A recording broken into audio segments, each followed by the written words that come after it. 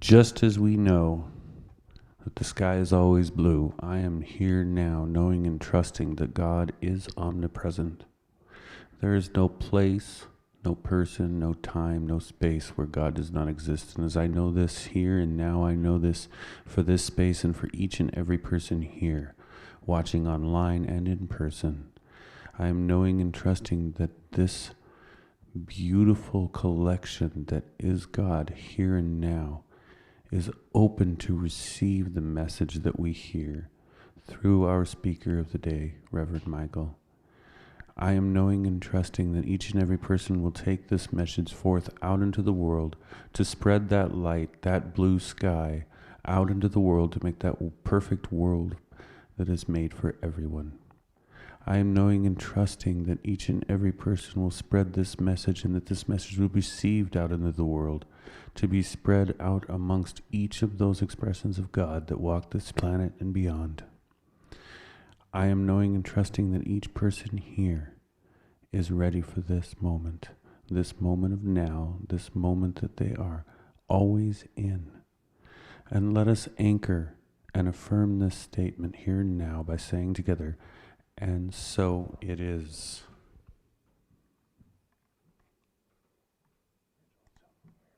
We're so happy to announce our guest speaker. One moment on that. One moment on that, please.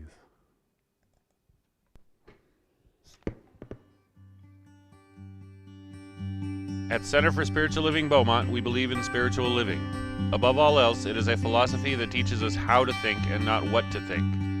We invite everyone to practice this philosophy by living in principle. We believe that God is all there is, and each person's relationship to God is a personal one. Every person, place, and thing, and all the space in between is not only an expression of God, but God itself.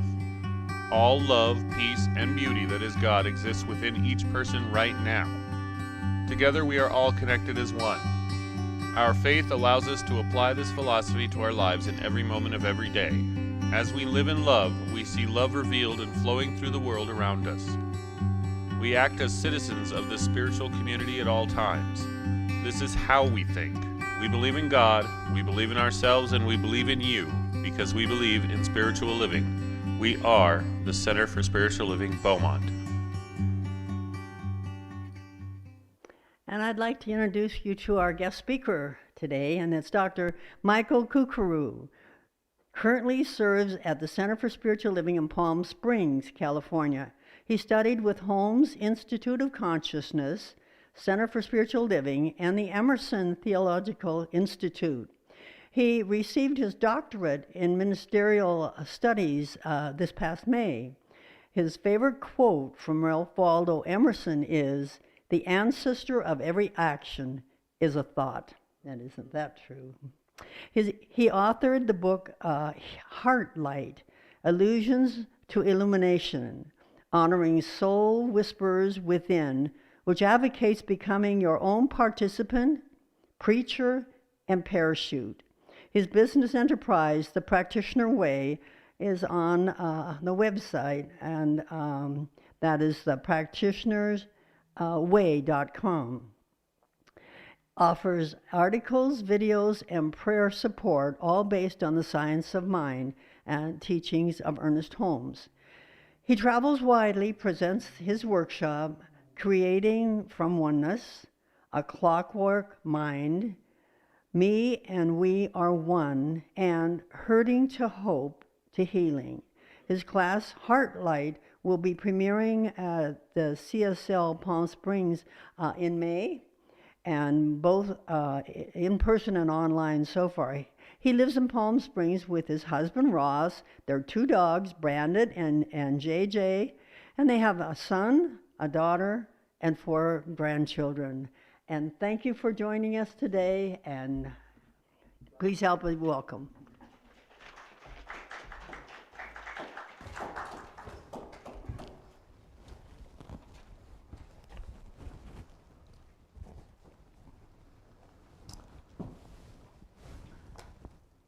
It's wonderful being here today, looking out upon your beautiful faces and seeing that energy reflected back to me, that energy of love and kindness and hope. And as I was listening to the music today, Michael Gott's song had the lyric, "Sometimes the deepest answers come when we're out there having fun."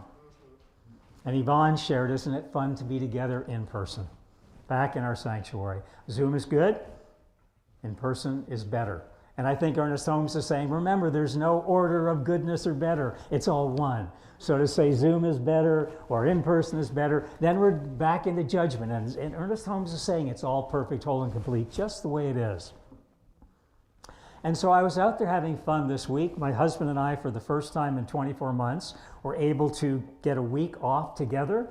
How that happened, Spirit must have created it, because our schedule is pre-booked. And we looked at our calendar a few weeks ago. We had a week off in January.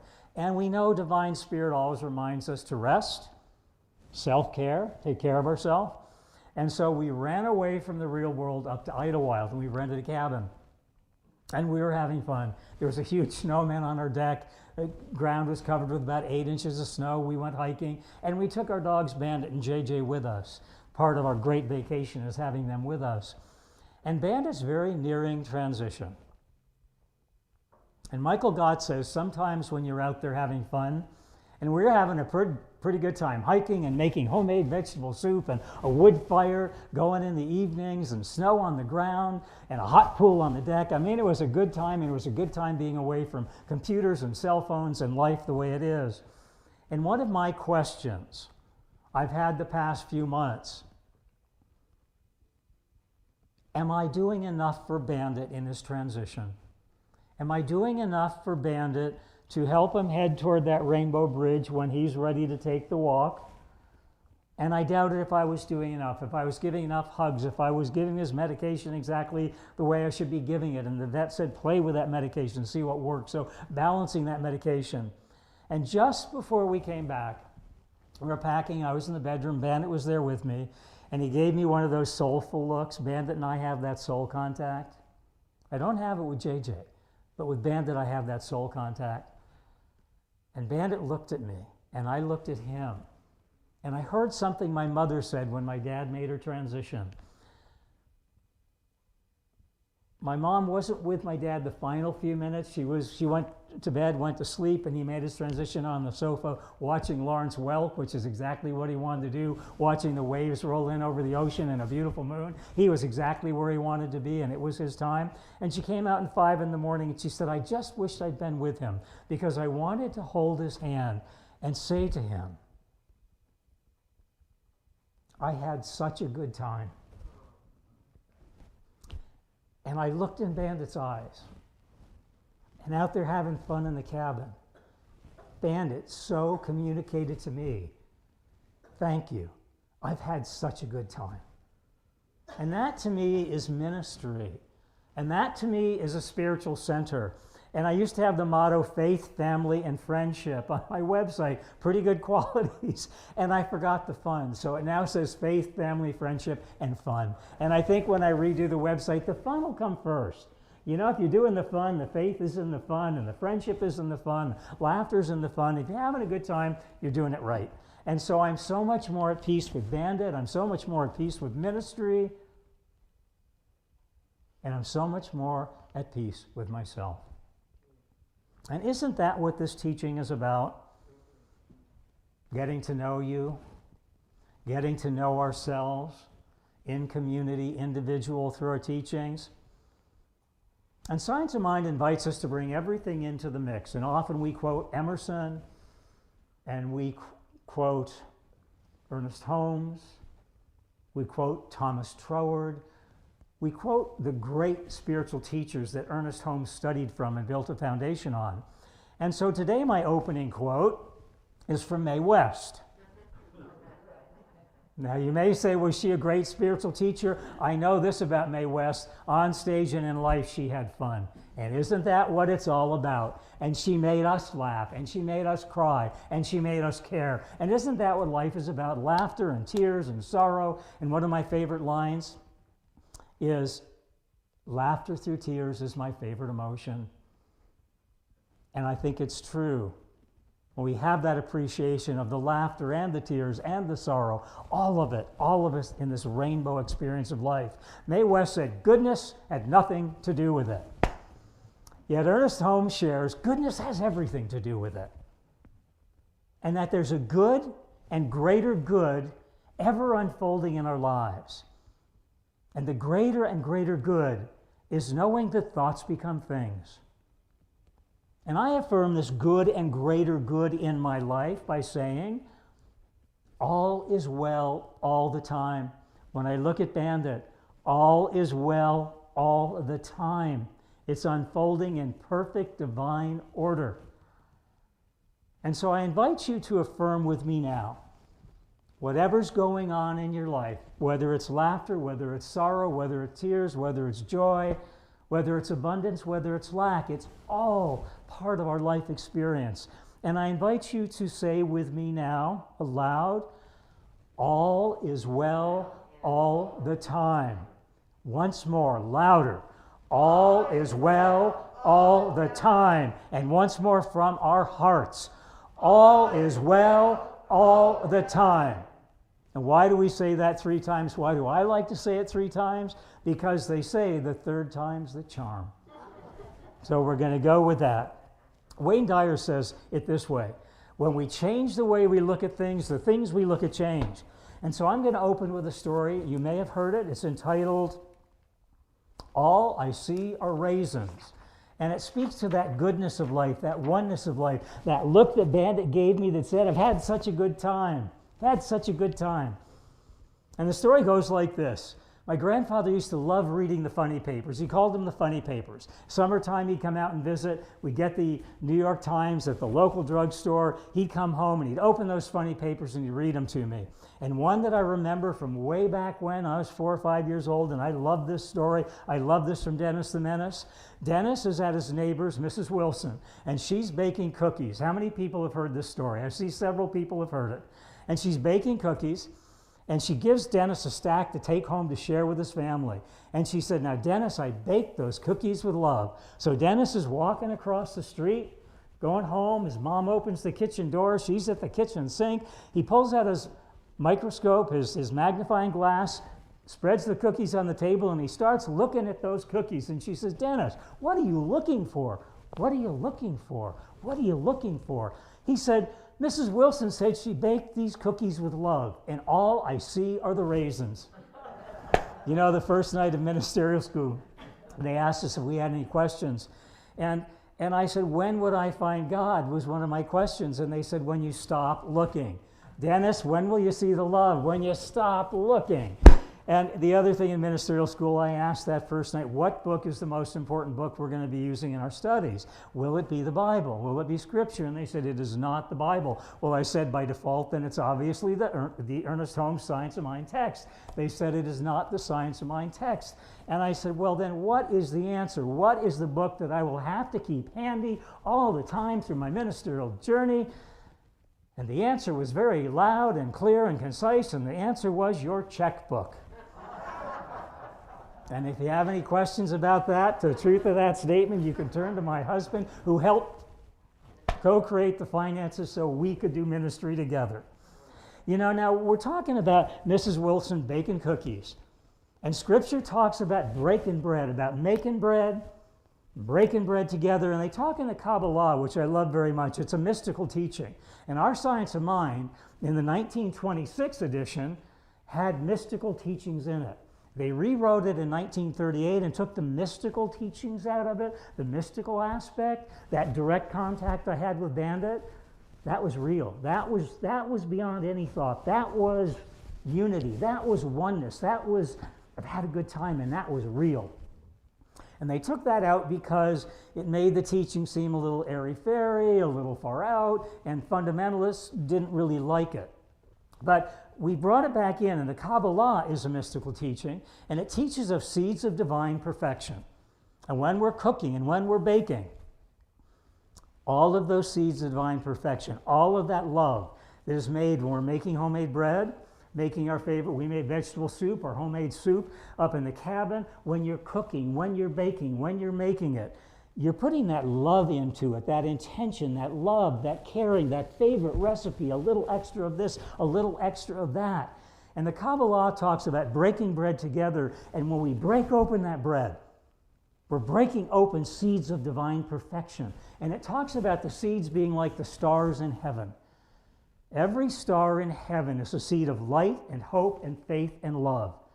And in that bread, every seed, every kernel of that wheat that grew, every ounce of the love one put into it, a little salt, a little pepper, a little sugar, whatever you add to it, your contribution, the part of you that makes that bread so special, that makes it people feel welcome at your table, welcome home for the holidays.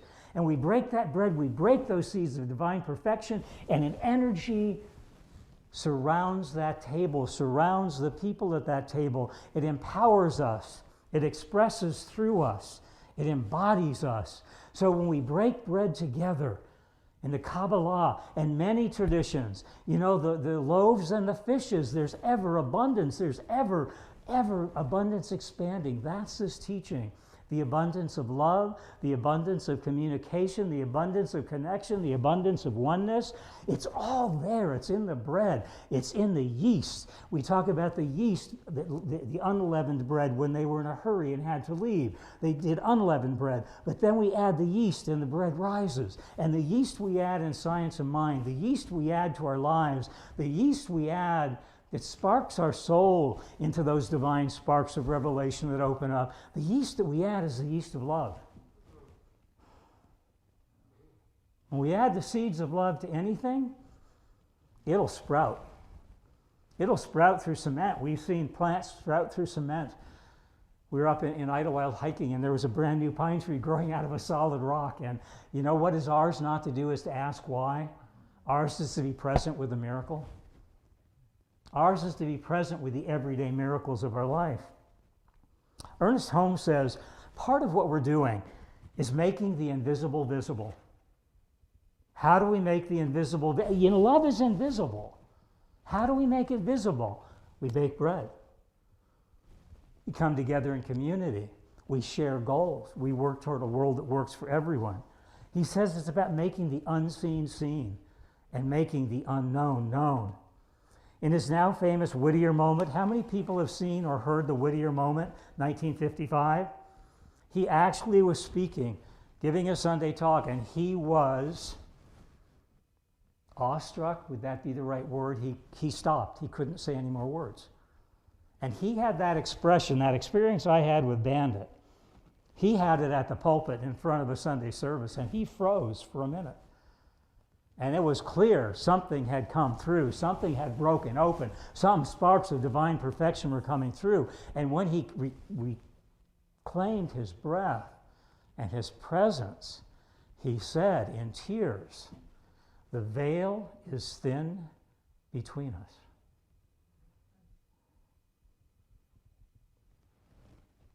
You know, the appearance of a sun setting in one place, in truth, and we know this, we invite science, the science of mind. We invite science into this teaching. And science says, and what we know, is that when it sets in one place, it dawns in another. There's an eternal presence of that sun and that source and that energy of love, that light and that warmth and that comfort that guides our way. And so in truth, there's never a setting or a dawning of a sun, it's ever present.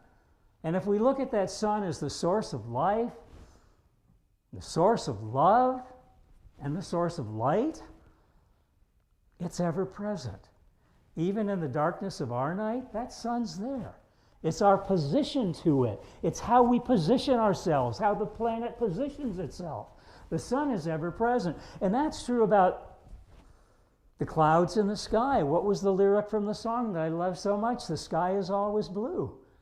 How many of us have been on a jet plane and it's cloudy below and all you see are a cloud layer, and you take off from wherever you take off from, where's your favorite airport, LAX or wherever you've taken off from, and you climb above those clouds and the sky is always blue and the sun is always shining. You know, we were up in Idlewild and we were checking the weather forecast for snow to see if we needed chains. And we didn't. The snow was on the ground, about 8 inches, but we didn't need chains. But today I looked at the weather forecast, and I kind of like this here, in case it would be raining and we needed to leave early, or I think you get a dusting of snow here. Once in a while you get a dusting of snow, so you never know. And so I checked the weather forecast, and Amazon Weather said partly cloudy, with a high probability of miracles, and an absolute certainty of coming to know ourselves better. Isn't that our teaching? Isn't that what this is all about? Plato said, know thyself. Mark Twain wrote, it ain't what you know that gets you into trouble. It's what you know for certain that just ain't so that gets you into trouble all the time. And what we know for certain that just ain't so is when we look to the conditions of this world. They're real. Science of mind does not say they don't exist. They're real exactly the way they are. We experience them. They're very real. But beyond that reality of the conditions, there's a consciousness of truth in which all problems become possibilities, all questions become answers, and all fear becomes faith. Pretty a remarkable journey. Ernest Holmes spoke of this in terms of a knowing beyond knowing, and knowing beyond knowing. And his first meeting with Emma Curtis Hopkins in New York in the 20s, he met her, and her spiritual presence was so powerful. They spoke no words.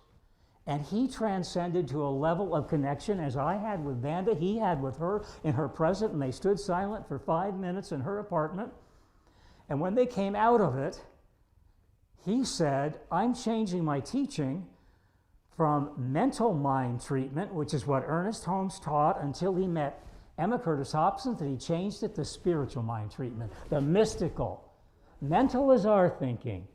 Spiritual is spirit thinking in, as, and through us. And what a shift.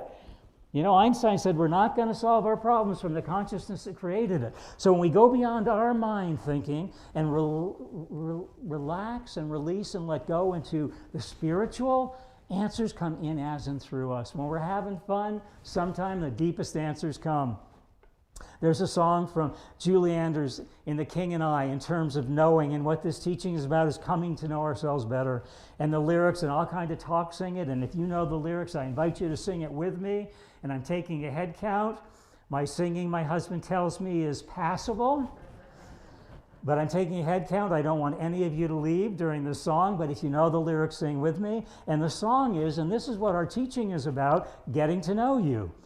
Getting to know you, getting to know all about you, getting to like you, getting to hope you like me, getting to know you, putting it my way but nicely. You are precisely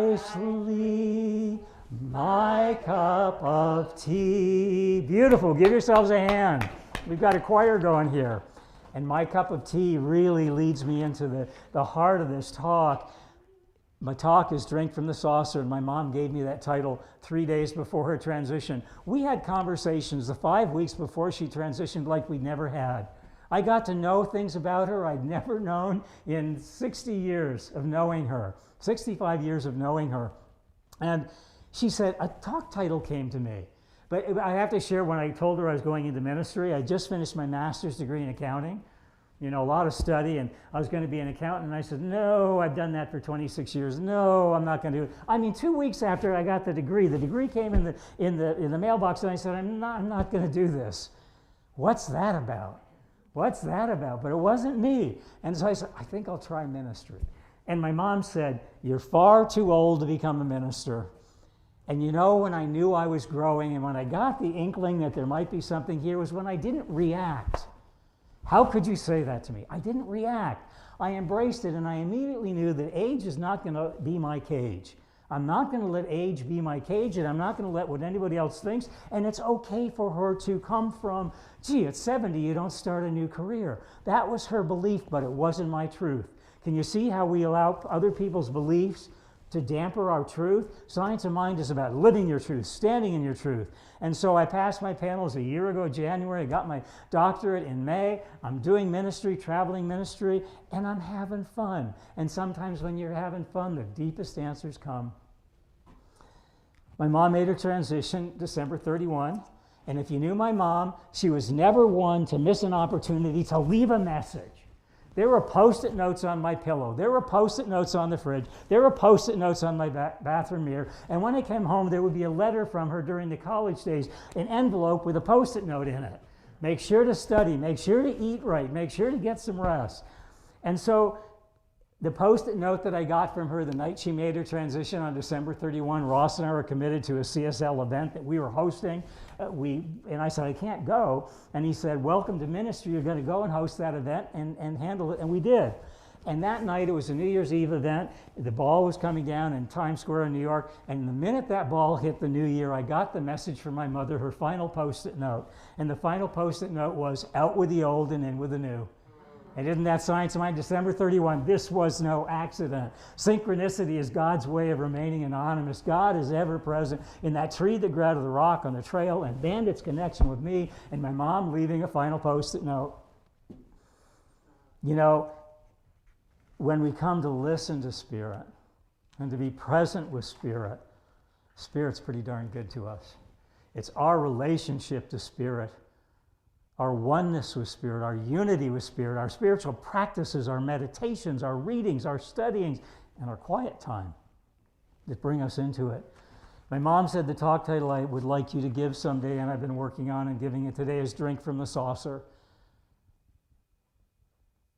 Drink from the saucer. Kind of a Post-it note for my mom. I knew exactly what she meant. When your cup of life is so full and so overflowing and so abundant and so full of that love and faith and light and truth, it overflows onto the saucer. You can't keep it. It doesn't fit into a cup.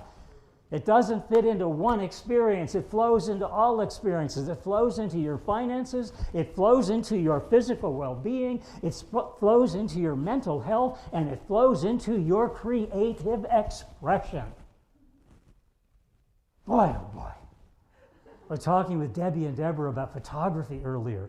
Talk about creative expression. What a way to creatively express. It flows everywhere. So her final message, drink from the saucer, and I will close with this.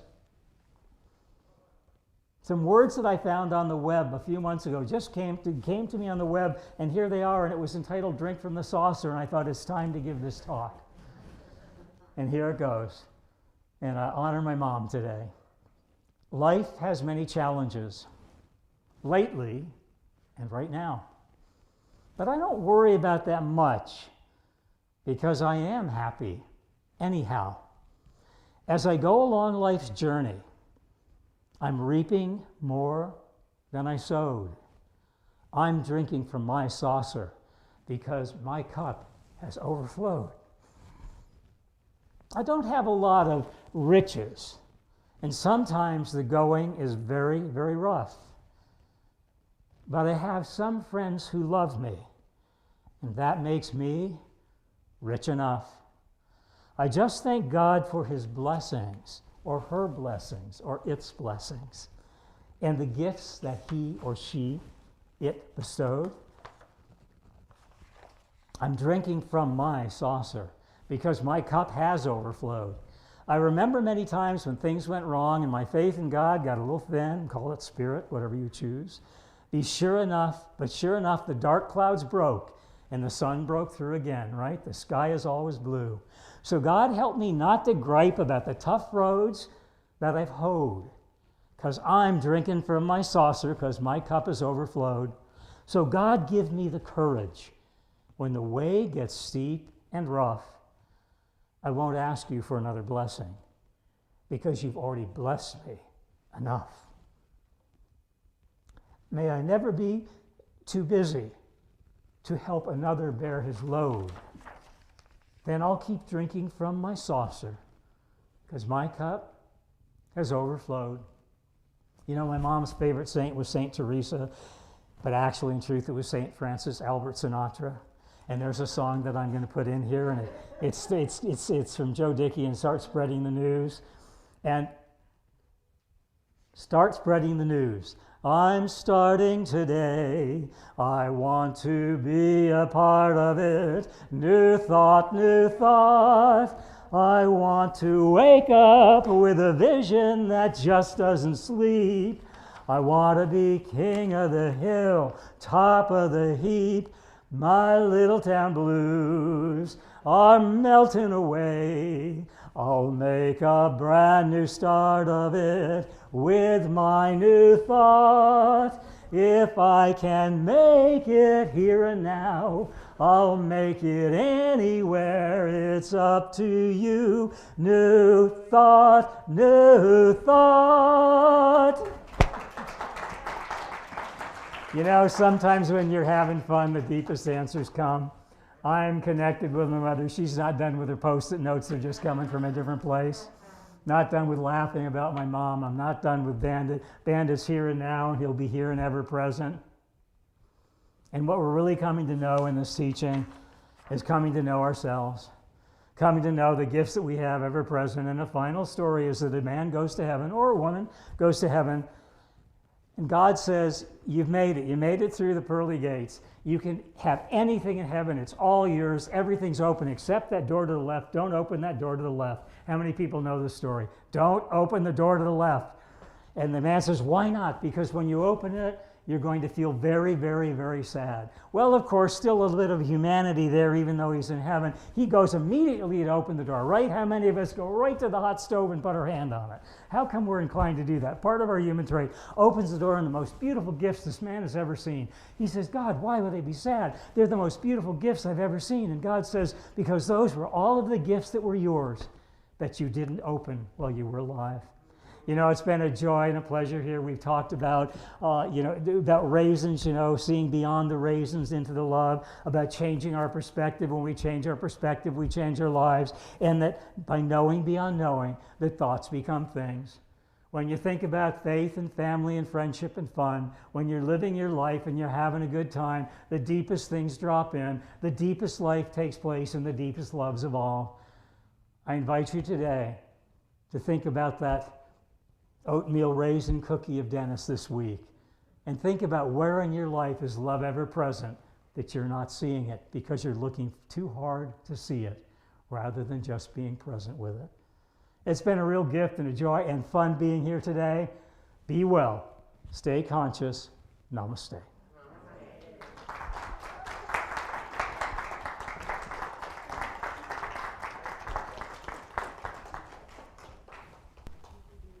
You're doing meditation right now? Thank you for joining us for our Sunday service. Please remember to like, comment, and share this video on Facebook, YouTube, and any other social media you are a member of. To donate to CSL Beaumont, you can text GIVE to 951-420-6909, or you can visit our website at cslbeaumont.org and click the donate button at the top or bottom of the page. You can also mail your donation to CSL Beaumont, 802 Maple Avenue, Beaumont, California, 92223. Have a blessed day, and namaste.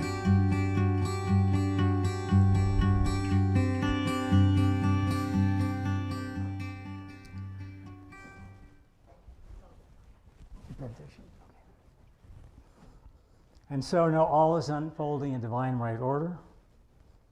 Knowing that Ernest Holmes is looking upon us from that back photo, and that Ernest Holmes would say, what a good time I've had.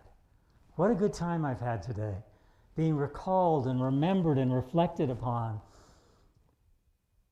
Ernest Holmes would say, take all of the blessings of life, the blessings of cooking, the blessings of joy, the blessings of laughter, the blessings of tear, and know with me, know as one with me, as one with Ernest Holmes, that life is continuous and immortal and never-ending, and that life in truth is love, and love is continuous, immortal, and never-ending.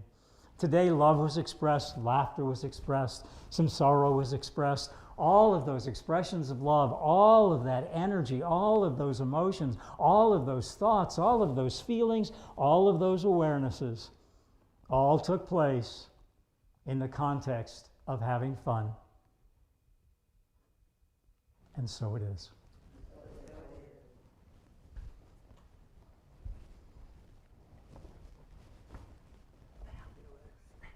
Thank you. Reverend Michael just really reinforced what I was thinking about as I drove over here today.